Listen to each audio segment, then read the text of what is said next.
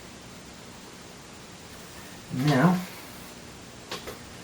I want to record the chorus harmonies. Don't worry when we began. Don't. Now I get to record all those all over again for the double track. Don't worry when we began. Don't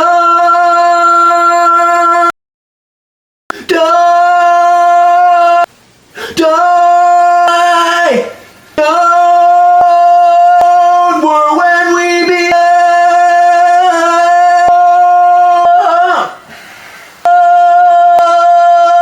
And it keeps getting worse, and it keeps getting worse, and it keeps getting worse, and it keeps getting worse, and it keeps getting worse, and it keeps getting worse. Shaka-doom, taka-da-baka-da-taka-boom. When we be, I'm gonna call that good enough. It's double tracked, so against the first track where it's not as strained, it sounds okay. And I literally don't think I can do another take of that. So it's good enough! Don't forget where we were when we began.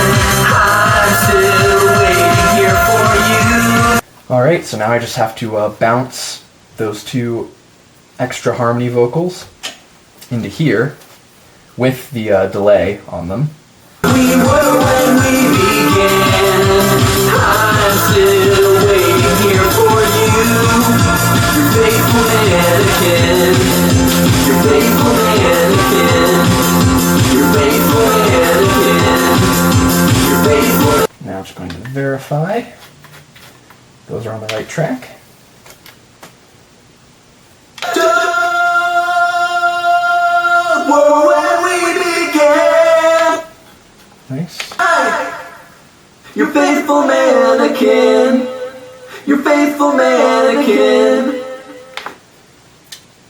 Very cool. So, that's all done there. I can go in, clear tracks 3 and 4. And you know, though all this bouncing may seem quite convoluted, in the end it's worth it, because now I have a ton of layered vocals, and I still have 4 mono tracks available, and a stereo track that I might not actually do anything with. But yeah, I mean, having all my lead vocal and harmony vocals just on 2 channels, these are the kinds of things you deal with when you go DAWLESS. Anyway, I think the next thing I know that I want to record is the electric guitar. So let me get everything set up for that. Faithful mannequin.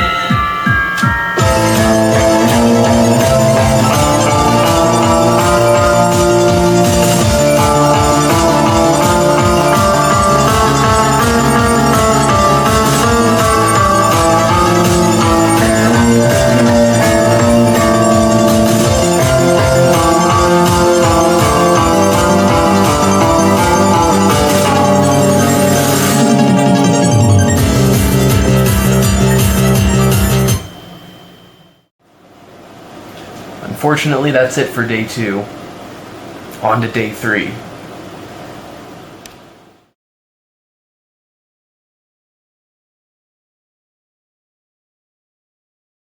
Unfortunately, some errands got in the way of finishing everything yesterday, so here I am on day 3. I did do a little bit of guitar work after the errands, which you should have saw me trying to get the little guitar solo thing during like the first bridge, but whatever. We're going to record more guitar today, and then hopefully finish this song. I'm also just really quickly going to walk you through the guitar setup here. So I've got my electric guitar, which is a Squier Telecaster Deluxe. It's completely stock. I haven't changed the pickups or anything, though I would like to do that at some point.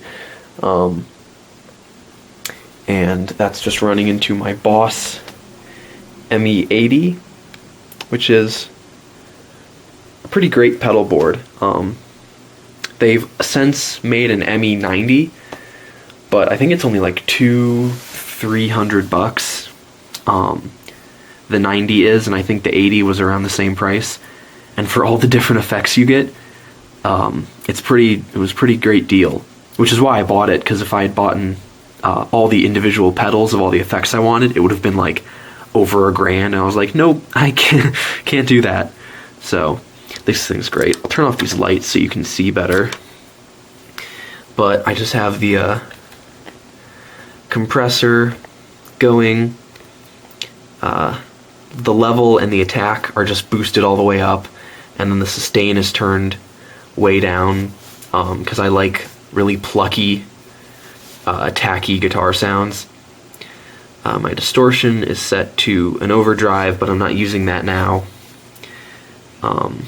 Modulation is a chorus effect, but I'm not using that here. The delay is an analog delay setting, and I am using that in this. The preamp simulator is just a clean setting with some focus, hey, with some funkiness on the EQ. And then I have a tremolo, spring reverb, and then a wah setting over there. So I'm only using, for this kind of clean lead setting, I'm just using the delay, the preamp, and the compressor. And then that's just running straight into the Model 12. And yeah, I tend not to record amps, just because the only amp I have is this old crate amp, which is a bit noisy. And so to record a good guitar signal out of it, I'd have to make the guitar really, really loud so that the level was above the noise level of the amp. And I just don't want to record something that loud or have anything that loud in my room. Anyway, time to record some more guitar parts.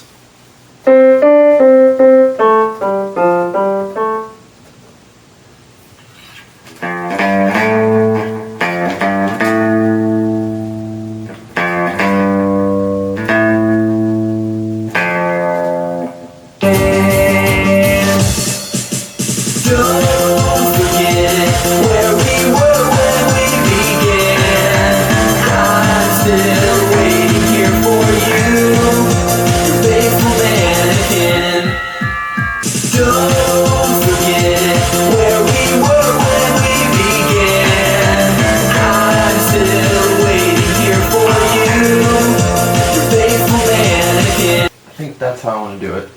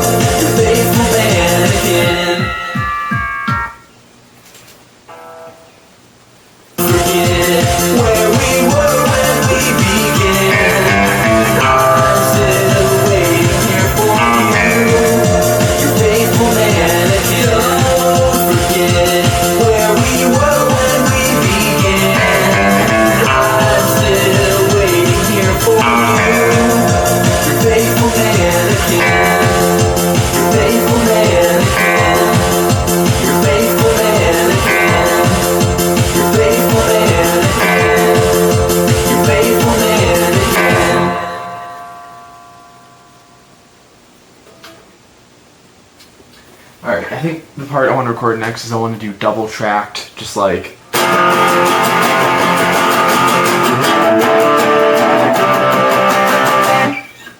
power chord rhythm guitar for the choruses.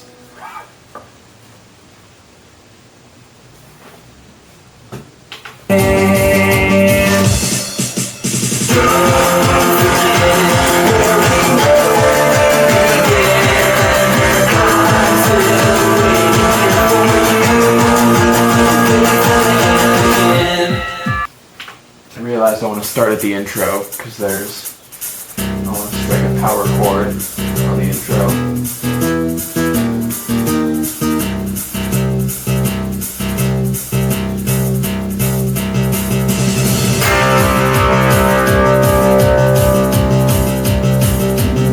I love guitars, they're always in tune.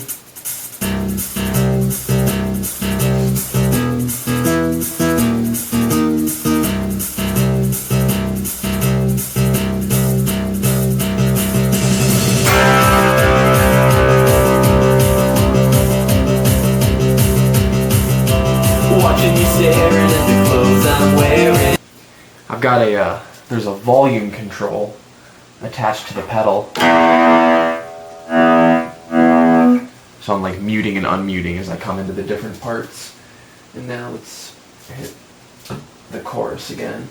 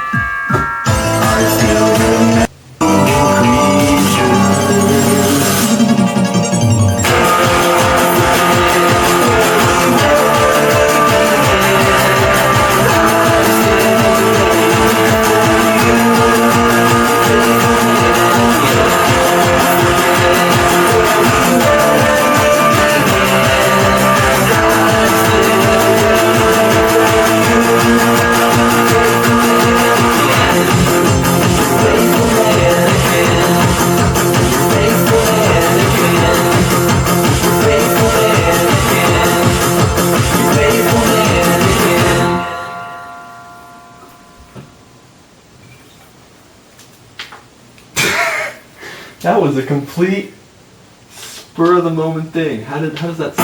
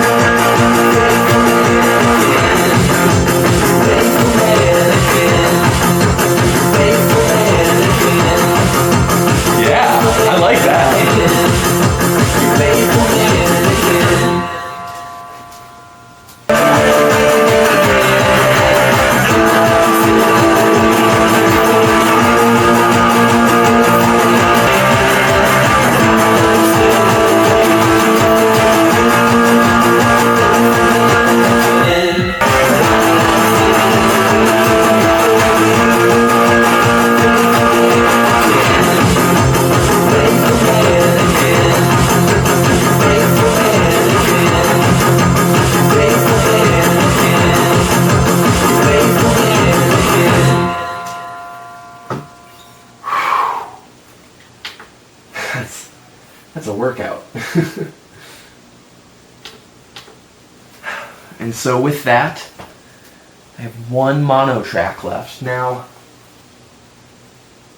I could put the double tracked guitars onto stereo track 9 and 10, which would free me up 3 more mono tracks.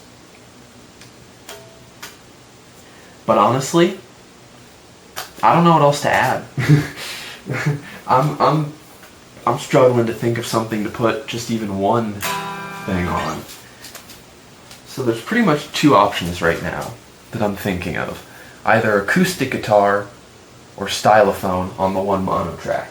Kinda want to do stylophone either way, so if I decide I like the acoustic part, I'll slide the stereo power chord guitars over to 9 and 10, which I think should be pretty easy. Before I commit to that, let me check this acoustic part. Of course, like any good acoustic part, it's going to be played with a capo.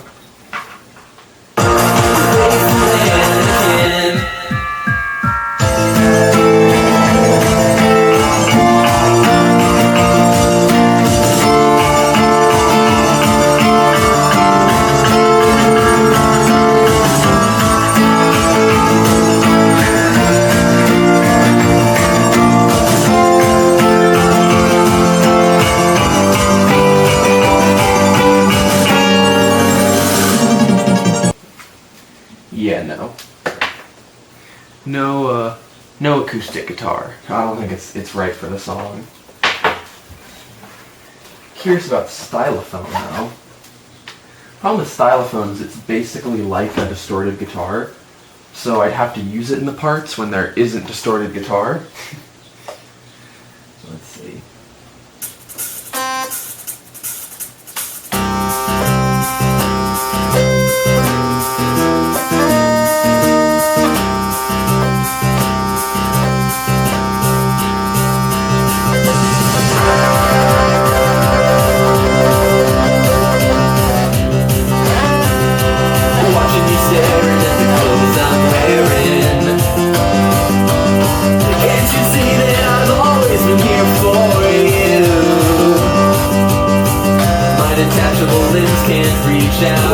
Okay, there's something. I think I'll go with that.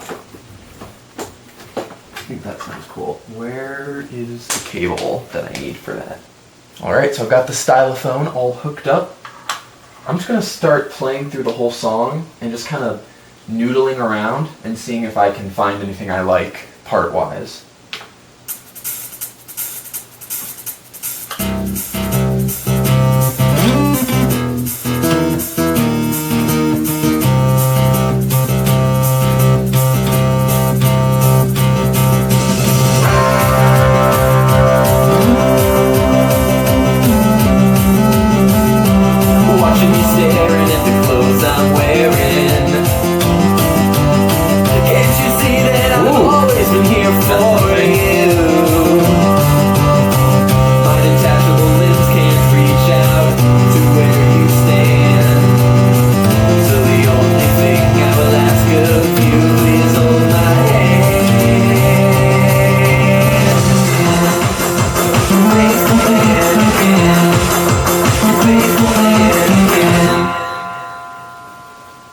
Okay. I think that's something, especially around the verse. I feel like the best way to solve whether or not the part's too busy is just record a take all the way through, just one more, and that'll be the final take. And then I'll just ride the fader during the mix down. Whatever parts I like, bring it up. Whatever parts I don't, bring it down. And that'll be like my dynamic control, because you just don't get that on the Stylophone. Yeah, alright. Let's do it. This is it, final take. Watching you staring at the clothes I'm wearing. Can't you see that I've always been here? Not the final take. We're gonna try to... I need to stay focused. Watching you staring at the clothes I'm wearing. Can't you see that I've always been here for you?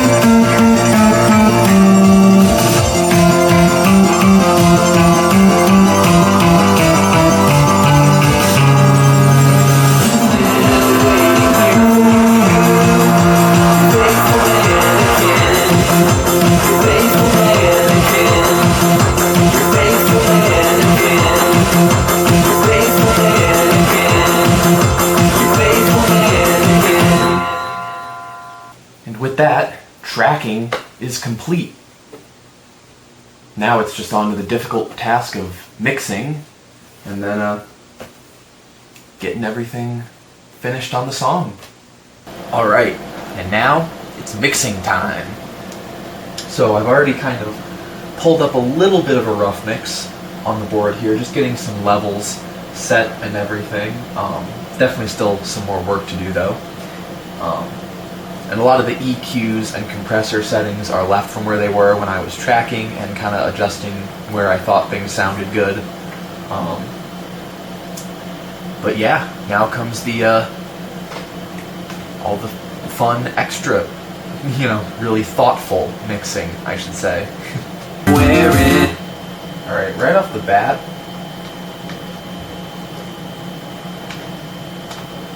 I want to add some reverb.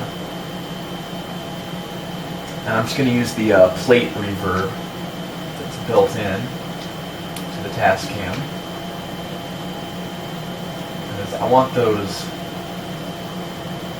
big chords at the beginning of the song, those guitar strikes, to be really kind of big and spacious.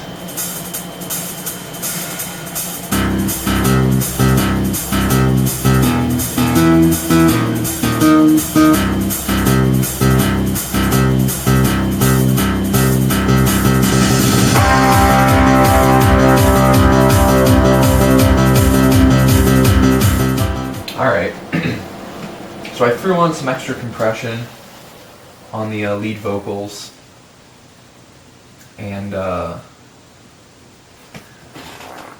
a little bit iffy. I think I also increased the brightness on the Stylophone. I'm a little bit iffy on whether or not I want the Stylophone to, you know, I might pan it a little bit more, actually, to the left. And then I'll bring up the volume when I want it. I also threw on some reverb. I threw on a little bit of reverb on the lead vocals, and a little bit more reverb on the backing vocals. During kind of the ends of the verses, there are these long sustained notes, and so I want to add on some like extra reverb to the vocals, the lead vocals anyway, for that, to kind of make them disappear over time a little more and help the transition out of there. And then, yeah, threw on the reverb on the electric guitars. I may take the reverb off of the power chord guitars after that intro, because really all I need is like that intro, big, striking power chord, and then gone, you know? So, yeah, do.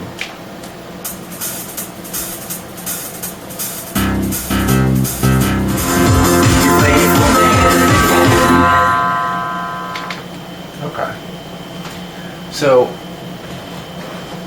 one of the things I was having trouble with here when mixing this was the lead guitar element, the really like clean, plucky guitar, just wasn't cutting through enough. And so what I did is I took the mid-range section that I was boosting, and I just am now boosting a lower part of the mid-range. I think it was conflicting a bit with some of the other guitars, and also the MIDI backing tracks. And then I also changed where the power chord chorus guitars were on the mid-range. I took those down to a lower mid-range. And I think it's sounding better now. You can actually like hear the power chord guitars pretty distinctly, and you can hear the lead guitar pretty distinctly, which is really the thing I want. I want everything to be not just audible, because I mean, obviously if I mute, you know, the power chord guitars, you can tell when they're not there, but I also want them to be like a thing that you can hear, you know? But I think out of all the things, they're the thing that I'm most okay with. If anything is gonna have to like fade into the background, I'd want it to be those power chord guitars. You know, even if they're just adding a little bed of support, that's good enough, you know? But I'm gonna give it another listen through, and I'm not actually gonna sit on my hands, but I'm going to, you know, figuratively sit on my hands, which is to say I'm just gonna listen through to the mix and not change anything, not touch anything, not touch a dial, not touch a fader, and just make notes, mental notes of just what I'm like, ooh, I heard that needs change, or ooh, that needs change, and just make those mental notes, but don't change anything yet, and that way I can actually determine what does or doesn't need done for the song. So here we go. And that's I think good mixing advice that I think you could give to anyone is like, have a listen through when you start, you know, approaching what you think might be the end of the mix or the mixing session, and just like, okay, I think I'm getting done here. Do a sit on your hands listen, where you just, you know, or like you can do it figuratively, or you can literally put your hands under, you know, sit on them and like stop yourself from touching any of the controls. Just let it run through, and then go from there with what you want to change. But let's do that.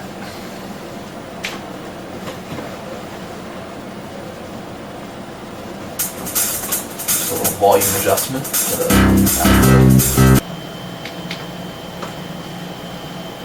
Alright, so some of the big things I noticed there. The vocal just sounds really thin. I'm boosting the top end on the vocal a lot to try to make it stand out above everything else, and I think the result is that the vocal sounds just like really thin and too bright. And so I think what I'm going to do is I'm going to darken the backing track a little bit and just take off some of the high end, and then maybe dial back some of the high end on the Stylophone as well. So I'll just do that now. Just dial those back a little bit. And then hopefully that'll give the vocal more room to still be audible, but not be quite so thin and brittle. I also think the lead guitar could get turned down just a hair. So I'm going to push that fader a little bit. And then let's see what this sounds like. So Tascam officially has these diagrams of the Model 12, and I downloaded one of those. And then I put blank circles over all the like EQ dials and pan dials and FX dials. And so what I do when I'm done with the mix is I mark out where all those positions are, and then I also write in like what the effects are, like what I'm using, if it's like reverb, and then what the modifier on that is. There's also a list of tracks on the bottom, so I can write everything in. And it's just really useful. And there's a little song name at the top, so I can write in the song name. I'll usually write in the date of the mix as well, which today is May 18th, 2024. This song called Mannequin. I need to make more of these papers because I'm starting to run out. I think I have a decent amount left. I should have enough to do this whole EP that I have planned, but the rest of it, not sure. Or at least, future proofing. I still have the PDF somewhere. I won't distribute the PDF of this just because the original drawing of the Model 12 like diagram that I put all the stuff over is owned by Tascam. I don't have the rights to distribute something like this. I'm going to write in what all my settings are, and also write in what's on every track. So track 1 is Lead Vox. Let me zoom out the camera so you can see this a little better. Well, can't necessarily see it better, but you can at least see that I'm writing stuff. Track 2, that's going to be Harm Box, Harmony. Track 3, lead guitar, Stylophone,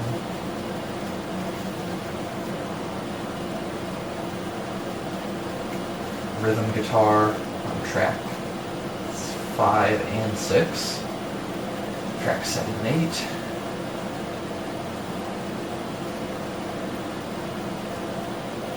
there's the MIDI backing, and track 9 and 10, NA, because there's nothing on it. I'm actually going to draw a big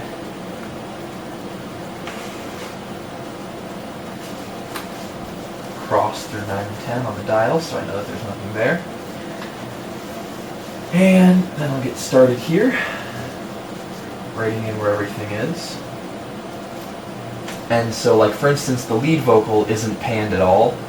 It's dead center. And so the way I like to designate something being in the middle and not being changed at all is I'll actually mark it with an X in that circle instead of drawing it at noon, because usually I draw like where the position of the black line is. But if it's straight up and down, I just put an X. With the exception of the aux2/effects sends, if it's all the way down, I'll put in an X. Same with the compressors. If it's all the way down, I'll put in an X. But the EQs, if they're at noon, if the pans are at noon, those get an X because that's not doing anything. I'll usually go in row by row of the parameters, so I'm just going to do all the pannings now.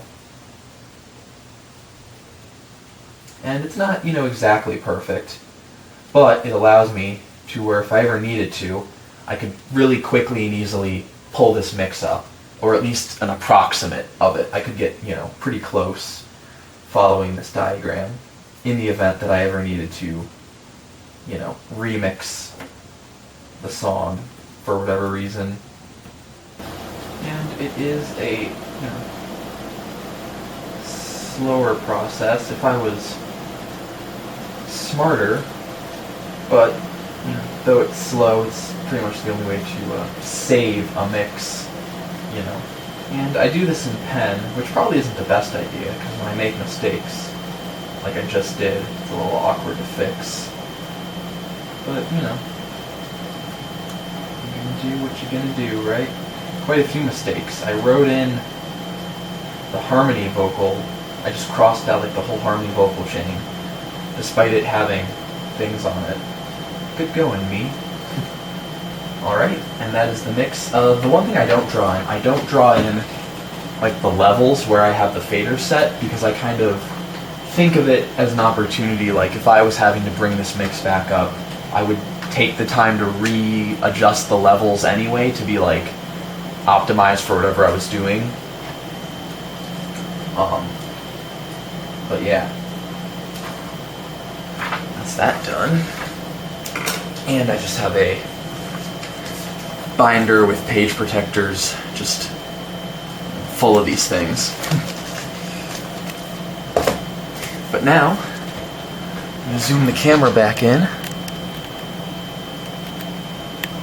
because we're going to record the mix. And so, making sure none of the tracks are armed to record, so I don't record over anything, I'm just going to press the record button, and that's going to record whatever is being heard on the main mix. It is a pre-fader signal, so the position of the main fader doesn't matter. You can make it post-fader if you press the post-record button above, and that'll allow you to record the song post-fader. So if you want to do a fade-out, you can bring the fader down. But I've also found that can greatly reduce the level of your song. Though I admit that could have been user error when I did that. I might not have set the mix levels correctly in the past when I've done a post-fader option. But I usually do the pre-fade mix down. And I'm actually going to make a couple mixes today, which is something I will demonstrate how I do. Because unfortunately on the Tascam, there's an option to export your stereo mix at the end.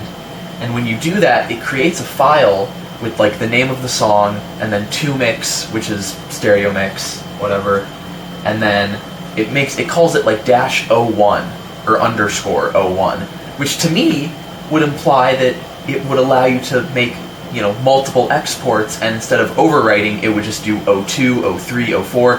But nope, it just calls it 01, and then if you try to export another mix, it just overwrites the first one. So I'm going to have to do a little bit of complicated shenanigans where I'm going to create a mix, export it, and then I'm going to switch the Tascam into storage mode, which allows you to connect to the SD card over USB, so I can just directly read it into my computer.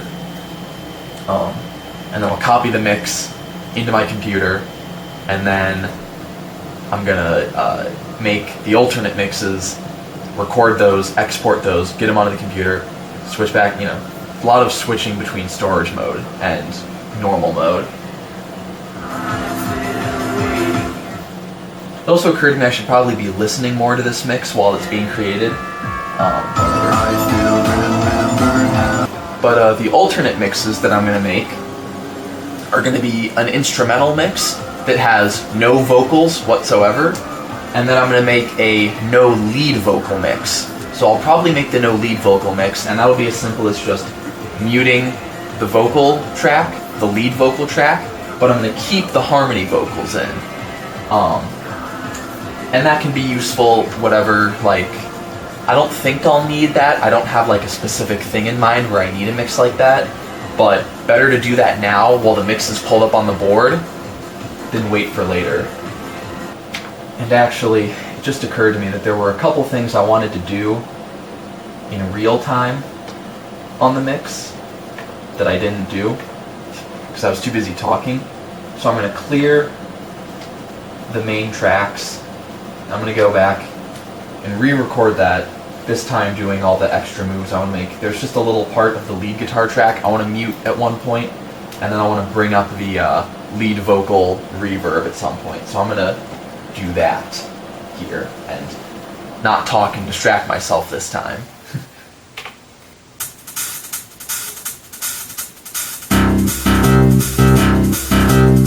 I'm just going to click Stereo Mix Export. Now, I did export a rough mix earlier, so it's telling me that there's already a file. I'm going to say yes, overwrite. That's what I'm talking about that's annoying, that it doesn't let you create mix iterations, you know, that you can't just go like 01, 02, 03, you know. Which again is strange because, you know, it does say that it puts the little 01 at the end of every mix, so I don't know. Maybe it kind of gives off the vibe of maybe at some point they planned on having a certain feature and then either like it got lost in the shuffle of creating a product, or it wasn't feasible with the technology and so they were just left with this kind of extra thing they couldn't use. I don't know. But yeah, so now what I'm going to do is on my computer here, I'm going to set the Tascam and I exported the stereo mix, so that's done. I'm going to go into storage mode, and that allows me to access the Model 12 like it's a USB drive essentially. And I'm going to take that mix that we just made, and copy it to the folder where I keep all these songs, and then I'm going to rename it Mannequin to Mix. Then I'm going to eject the drive, exit out of storage mode, and now we're back in audio mode. Now really quick, I just want to listen to the one I just saved on my computer so I can make sure it's the right thing. And the amount of time that it lasts for looks right. And yep, it's different than the rough mix. Just to double check, I'm just going to open up Audacity, drag these two mixes in,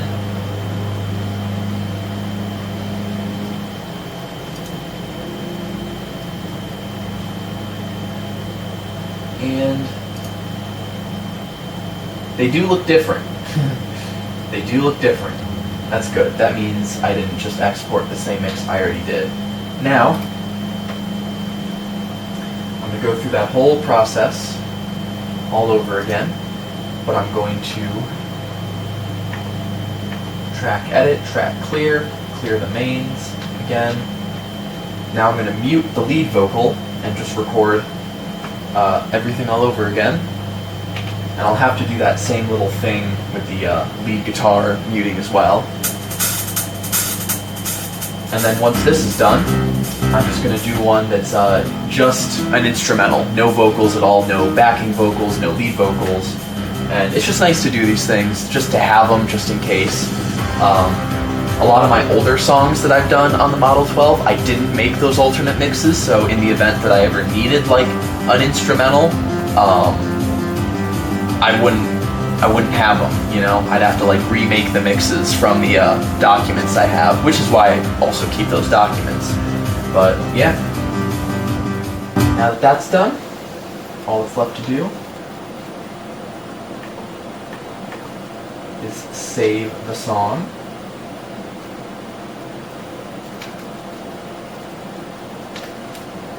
Go in here,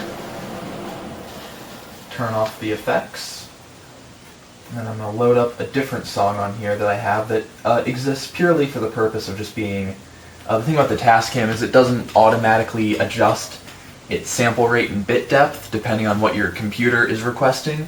So I have 4 extra song files, each with a different combination. I have 44.116, 44.124, 48.16, and 48.24. And 48.24 is the default I run at. So that's all good. And then I'm going to go take all the faders down,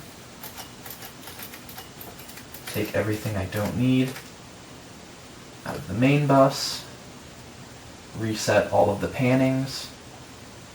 And that's kind of the fun part about working on a physical board like this and working DAWLESS, is at the end of a session, you get to zero out the board, you know?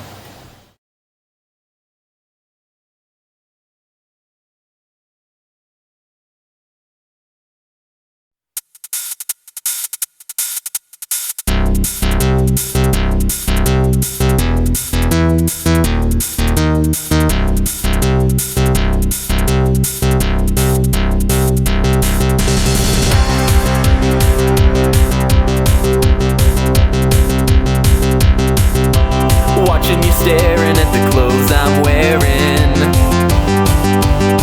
Can't you see that I've always been here for you? My detachable limbs can't reach out to where you stand. So the only thing I will ask of you, please hold my hand. Don't forget where we were when we began. I'm still waiting here for you, your faithful mannequin.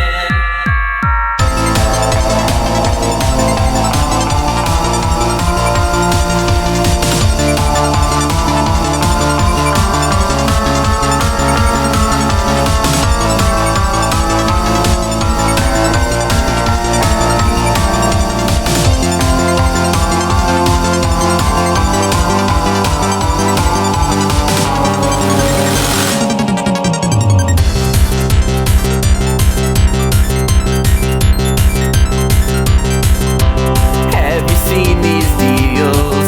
Oh, what a bargain. Shouldn't that be reason enough for you to see me again? I'm still frozen in the same place, where the same blank look is etched upon my face. Don't forget where we were when we began. I'm still waiting here for you, your faithful mannequin. I still remember how you looked into the place where I'd have eyes if I had eyes upon my face, instead of blank space with molded human features, designed to make these clothes look good for shopping human creatures. Don't forget where we were when we began. I'm still waiting here for you, your faithful mannequin. Don't forget where we were when we began. I'm still waiting here for you, your faithful mannequin. Your faithful mannequin. Your faithful mannequin. Your faithful mannequin. Your faithful mannequin. And yeah, that's it. That's how I create music DAWlessly using the Tascam Model 12 and my MPC One Plus. And various other pieces of equipment, like the Casio CT-S500 and Alesis Concert and all the other stuff I use. Yeah, thank you so much for watching. In this day and age of AI-generated garbage, I think it's going to be more and more important for artists to document our process, because just making the art, you know, isn't good enough now. You also have to show that you're the one that made it, because there's just going to be AI generated just crap everywhere. So that's fun to be an artist in the modern age. But yeah, thank you so much for watching. If you liked this video, please consider leaving a like down there. It really helps out the channel. And if you want to see more content like this, or you want to see some of the other content that I make, you can click that subscribe button and check the notification bell so you get notified whenever I upload a new video. My name is Casey from the iLog channel, and this is me signing out. Bye now.